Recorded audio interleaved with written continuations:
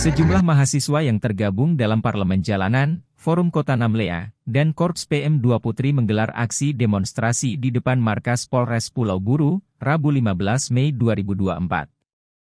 Aksi mereka menyikapi kasus kekerasan dalam rumah tangga dengan terlapor Brigpol Afrizal di Ternate. Dalam aksinya, massa membawa sejumlah poster berisi tuntutan aksi, juga berorasi secara bergantian. Koordinator aksi, Alfian Tan menjelaskan aksi tersebut buntut kekecewaan terhadap proses hukum yang dinilainya lambat. Kami menuntut pihak kepolisian untuk segera mempercepat penanganan tindakan kekerasan yang dilakukan oleh anggota Satlantas Pulau Buru agar segera diproses, tegas Alfian. Keluarga korban mengeluhkan proses yang berjalan lambat, sementara pelaku masih bebas berkeliaran, tambahnya.